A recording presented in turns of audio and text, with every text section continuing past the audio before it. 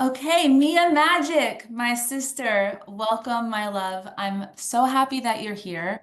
I Thanks, babe. wanted to Miss you. start, I wanted to start off with you because you have a way of connecting people to what's real, to their heart, to the earth, to like you're a very magical being, but in a very practical, present kind of way. And your life is a testament of that. You've created so many incredible things in your life and changed so many lives and done it in a way that's authentically and uniquely yours. And while I know there's a lot to that, what I know has been an important part of that, of your leadership, of your success, of your resilience, as you've had to overcome quite a bit in your life, is your relationship to the earth, to ecology. And I know it started quite young. You had a really bad accident, but you grew up in the redwoods. And so I know that that was a big part of just your healing. So why don't we start there? Why don't we start with your relationship to nature as it helped with your healing, and then we can kind of build on it. Yeah, of course. Thanks, babe. To me, nature is the greatest healer and teacher that we have on this planet. We discount the true nature of abundance. We think that we need to grasp and gather and hoard more and consume more, and all of that is fueled by scarcity. And our entire systems that are projected upon us and subscribe or like prescribed for us, they're all about getting us to buy things and advertising to us and convincing us that we are inherently not enough. But if we buy this thing, if we have this stuff, we will somehow be more acceptable. We'll belong in a society that at this point has just checked itself out from our true belonging, and why we say it takes a village, and why we all, no matter where you come from, no matter who you are, no matter what your background is, you came from an indigenous civilization at some point in your ancestry. There was religion before the three major Abrahamic faiths, and it was about the earth. It was about our planet. It was watching the stars in the sky and creating stories in them, and our original divination. Now we have, tarot and astrology and numerology and human design and all of these different systems that we look to help us understand ourselves better. And the original system was nature. So augury is a term that now has become sort of inverse, but it used to be just reading the signs and symbols of the ways that the birds would fly overhead, or the way that the waves would crash on the shore, or how the grain would flow and shift and move in the wind. And so for me, dealing with mental health, physical health, I almost lost my arm in an accident when I was 16. I almost became an amputee. And I was so angry and I was so disconnected. I was literally disassociated from my own body. And our body is a reflection of the earth. So the bones within us are like the stones in the mountains, and the blood in our veins is the rivers and creeks and streams within us. And then we breathe in this air that all of the plants and the algae are making for us, and we inhale their exhale and vice versa. And then there is this electricity, this sunlight inside of us, this energy that makes our hearts and our brains function. That is our power. It's the sunlight inside of us. And then there's the fifth sacred thing, which is the ineffable eternal spirit. And when I realized that I was in so much physical pain, like actual, tangible, visceral pain, but that pain led to so much mental anguish, so much spiritual suffering, so much just feeling completely disconnected from myself as an emanation of the earth and life itself. And I started going back to the redwoods. I started going home to the forests where I had grown up, the beautiful fairy tale mystical lands. There's nowhere else on earth besides Northern California where the redwoods remain in old growth groves like that. And time moves differently there. And people say that the tallest trees grow the deepest roots, and that's not true about redwoods. They grow the widest roots. They spread out and apart, and they interweave with one another, and they remember that it takes a village, and they work together. And I had several very psychedelic experiences completely sober in the trees, where they would take my consciousness up inside of them and send me messages, and I would walk barefoot and I could feel them sending communication in through my little roots. And it just started to change my entire way of relating to reality. And I think that something that I've just seen and noticed is, especially in the conscious community, we think that we can just make the same choices as all the muggles, and that's what's getting us into trouble. Like, we should know better. We should care better for the waters and the earth. We should have compost piles. We should not be flushing pee down the toilet. Like, we should be caring more deeply, and that doesn't discount the massive systems that are doing things that cannot we can possibly measure up to the kind of destruction that monocrop agriculture and Monsanto and all of those places and things are doing. We couldn't possibly individually see ourselves in comparison with that level of desecration that's occurring. But altogether, as a species, if we made different choices, we could change things quickly. And so that is what I'm here to help inspire people to do. I think that you can be a capitalist and be regenerative about it. I Every single thing I buy, everything that I wear, everything, my house is furnished all secondhand. There's enough clothing on this planet to clothe the next 6 generations of human beings. So I don't buy new clothes. And I really do believe that when we can return to our true nature, and when we can reconnect to the voice and the language of the universe and this earth. I'm in Montana right now, and I'm just looking out on the beautiful snowy mountains and trees. It snowed all night last night. And when we can really receive the blessing that nature is and offers to us in every single moment, we can heal just about anything. And I think it is the separation and the distance that we've created with nature that has caused so much of our illness, whether it's mentally, physically, or spiritually. And I just think about our ancestors and what they managed to go through, and they survived these winters in -5 without central heating, and they did it for thousands of years. And so I think that there is a resilience that is being offered to us, an invitation just to remember how things once were. And when we can really do that in a way that takes the earth into account, I do believe that we can create massive change, because I've certainly seen it in my own life. I was thinking about the same thing. I just came from Big Sky, Montana, and it was -16 3 days in a row. And you know what kept me warm though was wool and down. They were both, Girl, natural fabrics and so I was thinking about how resilient though people were a for hundred, sure. yeah, 100 plus years ago. And there is something about that land while it's being developed and there's lots of wealth coming in, it's changing. There's also something about that part of the world where people still have a bit more of a recognition of what it takes to be resilient, that they are fueled and fed by the land, they take better care of the land. And it just feels different there, doesn't it? Like it's not that it's a perfect place, but it's very different than the coasts. That Yeah, land has been tended to with more care, I would yeah, say. Yeah. yeah. The last great place. That's why they call it I that. know it's really special, but we won't go down a whole rabbit hole in Montana. But enjoy. So let's talk about the decisions. I know that you have spoken up a lot about how the decisions you make about, only buying secondhand as an example. I'm curious about the not peeing down the toilet as someone who likes to pee outside, but I'm curious what you have to say about that.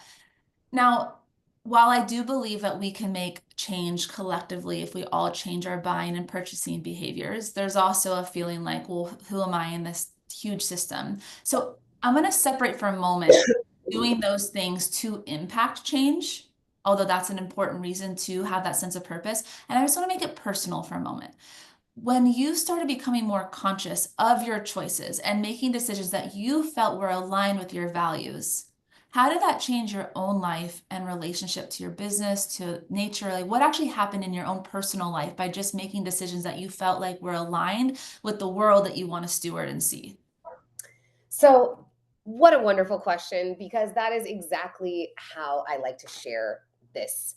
When we think about these elements, if again you go back to the original way of divination, Even astrology, which is the oldest science on earth, is like 6,000 BC. So we've been doing astrology for like 8,000 years, right? So you go back before that, I mean, humans have been humans for 40, 50, 100,000 years. And when you look at the energetic frequency of these elements that are within our bodies, that are reflections of the building blocks of creation, Earth, okay, it's the densest element. So this is like my physical material reality. This is my home. This is my car. This is my job. These are my relationships. So the better I tend to the Earth, when I pick up trash that I see on the beach, when I don't buy plastic, when I make sure that all of my fibers are natural and I'm not polluting and toxifying, that goes into the water. But I found the more I would buy things secondhand, the more I would be aware of how my purchases, how my choices, specifically around consumption and just how I operated in, again, my physical material world and reality. Even my mom still laughs at me. She's like, I can't believe my daughter, who used to want Prada bags, now only shops secondhand. Like I fell victim to it. I lived in that matrix. I was asleep. I was not aware of this way of living. But the more I bought secondhand, the more conscientious I was of my plastic usage, the more aware I was of waste, which, like, for the goddess, when she makes 1,000 peaches and we eat 100 of them and the other 900 go into the ground, she's not thinking about waste. So there's a difference between biological waste that can decompose into the ground and like the waste that we create that is not supposed to be above ground, even like pumping and fracking the oil and petrochemicals, like that's all supposed to stay down there. So there's a difference between compostable waste like from trees and what we create. But I just noticed, okay, she doesn't have this relationship to waste, but if I am aware of the way that I'm doing my relationship with earth, the better everything got. My friendships, the more money I made, my business was so effortless. My first couple of years, like, people asked me how I did it, and there's no answer because it doesn't make any sense. It was such an anomaly to go from like, a low six-figure business to a seven-figure business in just a couple of years. Like, it's a miracle. And it's because instead of focusing on capitalism, like financial gain, all I did was try to embody the way I wanted to connect with the earth, the way I wanted other people to treat the earth. Let's stop buying from Amazon. Let's only buy the glass instead of the plastic. Let's get the cloud couches from Facebook Marketplace instead of Restoration Hardware. And I just watched it change. Now, the water, the peeing outside, water is the element of our emotions. It's our sexuality. It's our creativity, right? Our sex organs, our womb, our genitals, those are the seeds of creation. And our moon blood stops when we're making a baby or before menopause, because that is the literal liquid life force of creation. And so when we shit into the water, when we poison the water, when we disregard the water, look at how we treat emotions and creativity and sexuality. Sex has been commodified, villainized, demonized, and we see what we do to the water. We just mistreat it, and then we have to pump it through all these right angles, and it has to go this way, and then it has to be filtered 100 times, and then we have to put all these chemicals into it. And water holds memory. And I've been out here in these snowflakes, and I've never seen snow like this before. Snowflakes so big, the perfect crystalline structures that every single one takes your breath away. If that's how water comes down frozen from the sky, we are doing ourselves a massive disservice by not giving it the reverence and awe that it deserves. And if every one of those snowflakes is a drop of water that is part of our blood and becomes part of our skin and part of our saliva and all of the different aspects of us that are made of water, 99% water on the molecular level. We're 60 to 70% water, but 99% on the molecular level. So when I started treating the water better, when I started not buying plastic bottles, and when I started always peeing outside, even last night, I like went outside barefoot in the snow just because I was like, I'm going to pee outside. I don't want to pee in the toilet. And my friend was like, girl, you're really just becoming a Montana girl. I was like, fuck it. These are my values. I'm going to live in alignment with my values. And I have shown the water how much I care for her. That includes my blood. I really, when I'm on my moon, I want every drop of my blood to go into the earth. I don't want to pour it down a toilet. I want it to go back to the earth where it belongs. And so the flow, the currency, the liquid assets, all of these words that are water words that we associate with abundance and the freedom, the flow in my life, again, it just started coming. It was just easy. It was a current that would flow to me. And I could feel it, like makes me want to cry just thinking about it. I'm not going to on this call, but she rewarded me Mm. every day. She said thank you every single day. And then the mind, the air, the conversations, I'm still working on that one. I still have tornadoes in my mind very often. But the calmer and clearer I got about my mind, like the more I'm able to express and share my messages and offer what I'm here to give and use as healing. Like my gift, my medicine is healing. That's how I'm a healer. And that's what I've done for myself. And now I get to use the lens of nature to help others heal as well. And then the final element is the fire, and it's the transformation. It's how we act. So what do I do? Every choice that I make. The word decision, decide, cide, means to kill. Homicide, genocide, cide means to kill in Latin. So to decide is to literally kill off one option. And so every time I choose to let the part of me that's disempowered, or the part of me that's like just opting for convenience, or the part of me that, oh, it doesn't matter, just one thing, making excuses for myself. Every time I killed off that part and made the harder choice. It's really hard to furnish a big house secondhand. It takes a lot of time and a lot of effort and a lot of visits to the flea market. It's way easier to just like hop on one of the little websites and like get everything you want and like have it all perfectly, in the little AI. Oh, this is what this is going to look like. Buy this rug with it. And like, here, just put your whole living room together. Boop. That's really easy. It's hard to choose something different than that when our world has been designed for our convenience. But every single time I made a different choice, I was rewarded more and more. And in my business, in my relationships, and now with like the things that have been, these huge media opportunities, the Today Show and Fox News and the LA Times, and like all these amazing outlets that are sharing not my, but the healing work that I'm offering. And I know in the depths of my soul, it's because of the way that I have devoted myself to the planet and not built, some big like, oh, scale and do all of this and like make all this money. My whole ethos is about how can you, yeah, live a purposeful, beautiful, magical life in harmonious, reverential, and right reciprocal relationship with the planet. So potent, yeah. I'm gonna reflect on a few things you said, and then I'm gonna lead into the question. I'm gonna ask the question now so you have a moment to think about it. And I just want to underline a few really powerful things you said for everyone. You have some practices that you do to connect to the, so you've spoken a lot about the decisions you make as a way to be in reverence to nature, to the earth. But I also know you have some specific practices that you've done that have given you ideas, clarity, vision, artistry, like ways that you've actually helped grow your business, your life, or do healing because of your rituals and your practices that you do with nature. So I want you to share a couple of those in a moment, but I just want to underline a few powerful things. Earlier on, you were speaking about how the algae gives oxygen and we breathe in the oxygen and we like there's all these connections. If you look at the complexity of nature and how perfectly it's designed, from the dust in the Sahara Desert flowing in the sky to the Amazon, feeding the Amazon, then this river of water coming up from the Amazon, flowing into the oceans, feeding that algae and phytoplankton that then creates oxygen and or the snowflake, the perfect snowflake, and actually being an awe and wonder. I want to underline that because that way of seeing and relating to the world has given me the most hope, resilience, faith of anything. If I get stressed, overwhelmed, for example, I was putting this event together last week in Big Sky, and it was a lot to be doing while on a ski trip with 60 friends. And I got a little stressed one day, and my it wasn't coming together. And my assistant, it was like a heart.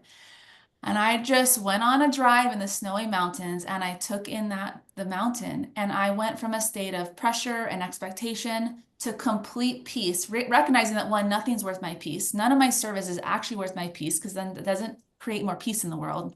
And it's because I have the ability to look out to the mountains or to the ocean or wherever I am and really genuinely be moved and inspired. Like genuinely let it touch the deepest part of my soul to remember the truth. So I wanted to underline that poetic nature of relationship that she started speaking to is something we all can access.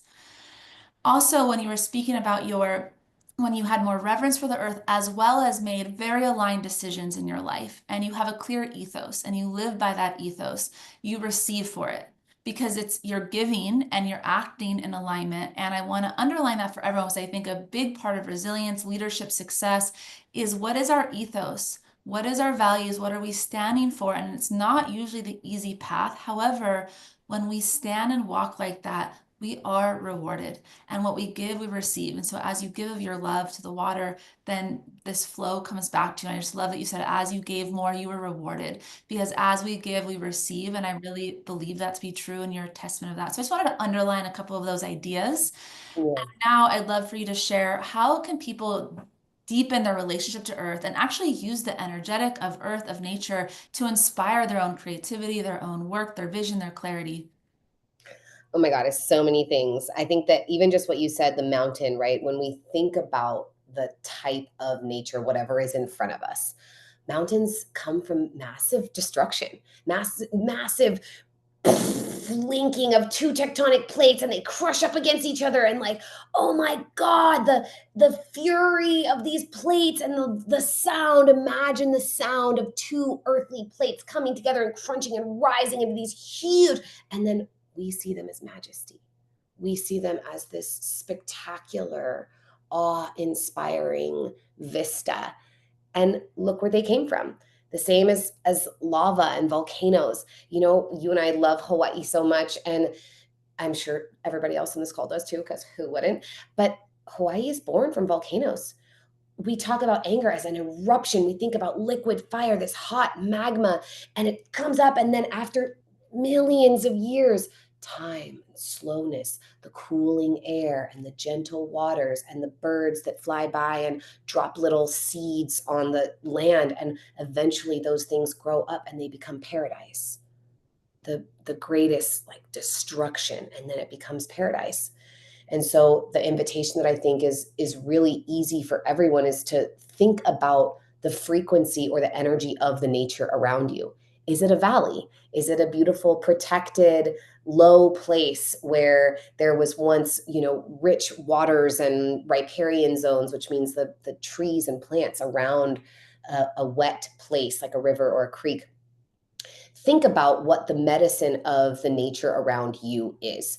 And it's so easy to do when I mean, you can get into beautiful nature just like 20 or 30 minutes outside of every major city on earth, pretty much. And I have certainly experienced that. And it's breathtaking and breath giving, really. And so, one of my favorite practices that's so easy and so confronting at the same time is just laying somewhere on the earth, finding a natural environment and laying down. And I like to lay face down because I'm weird. So I'm like going to grow roots out of my third eye and out of my heart and out of my womb and out of my toes into the ground, and see myself as kind of like a little 4 tree forest right there. And this practice is really challenging, to just let yourself be in nature. You come up with all the different reasons why you should look at your phone, or why you should check and see if someone's coming, or what if someone sees you and they think that you're crazy, or what if they think that you're dead, or whatever it is. You will watch your mind go so many places. And the longer you can stay, the more medicine you'll receive from the earth. And if you can, and you want to open up that channel in your mind, if you're face down, you can do it face up as well, and enjoy the canopy or wherever you are. But I like to envision opening my mind and letting the mycelial networks and letting all of the underground creatures and information come into my mind. Okay, help me heal my mind. Help me open my mind. Am I making a big choice? Am I trying to gain inspiration or clarity on something? So I open my mind. Then I open my heart and I see like tree roots spreading out from my heart. And okay, what will help me feel more love? How can I receive the love that the earth is always emitting for me? And how can I give my love to her in return? And how can I as well, we call her Mother Earth, and she is, but there is a balance between masculine and feminine. Even like those big roots of the redwoods that look like, big giant yonis on the earth, then they stand really tall. That tree is phallic. It is erect. And so there is always this beautiful union of masculine and feminine, and we all operate on this spectrum of gender, but you can really feel life making love to itself all the time in nature. And so you can let your heart be penetrated from the earth, from her energy, from her electromagnetic aliveness, that fiery masculine frequency that exists inside of her, or you can send love out.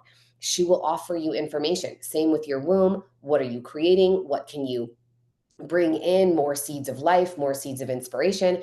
That's like the absolute easiest one, is just go lay down somewhere in nature. Now, I've done this for up to 6 hours, and that is really hard. It's really, really hard to get yourself to stay there. But the moments that I have done that have been some of the most transcendent in my entire life. There are things that have happened that have been deeper than any medicine ceremony in that final hour of being there, like in my kind of micro little vision quest. Going on vision quests, there are so many things that you can do. But another practice that's really easy that I love to do in nature is just a channeled writing, and this is free on my website, miamagic.com. You can find it. It's like I think it's the pop-up that comes up anyways. And so I just do a little meditation, 10 or 15 minutes, and then I say, I call upon X, whether it's a tree stump that looks like a dragon in front of me, or a redwood grove, or a river, or a mountain. And I say, I call upon Mother Earth. I call upon this mountain. I call upon the spirit of the wolves, whatever it is. Please write to me, through me, anything I'm meant to receive in this moment. And I get a letter from nature every single time I do that. And then I'm blessed with this incredible offering of whatever it is that I'm seeking guidance or insight on. And I think that, those are two, that's like kind of a practice that can become advanced the longer you sit there, or something that's just so simple. And I feel like one of the biggest and easiest things is just changing the way that you shop for your food. Just change the way that you shop for your food. The people that I see going into the grocery store and putting lemons or oranges or avocados In or a bag. bananas into a plastic bag. It comes with a natural, biodegradable, compostable plastic bag. It's called a peel. You don't need to put it into a plastic bag. It's protected. That's what it's designed for. And it breaks my heart, because we use those plastic bags for a few seconds and they'll remain on this planet for 1,000 years. And so when you can go to your farmer's market and talk to the people who grow your herbs, and I know living in a snowy place like this, in Southern California, we got farmers markets year round. Like, that doesn't happen everywhere. But if you can, if you buy meat, find a local farmer who is butchering his cows or his lambs or his ducks or his turkeys or whatever it is close by. If you're going to eat meat, know where it comes from, know how it's sourced, pray to it, thank the animals. If animals killed us at the rate that we kill them, we'd be dead in 2 weeks. Got no humans left. Bye. Like, end of planet, or end of humans. Planet would keep going. But so if you're going to consume them, and we're all going to consume something, we're all consuming the plants and the minerals. And so just being mindful of the way that you choose your food. Where does it come from? How far is it traveling to get here to me? Just understanding those simple things are really, really easy ways to operate with the earth. Try not ordering anything from Amazon for a month.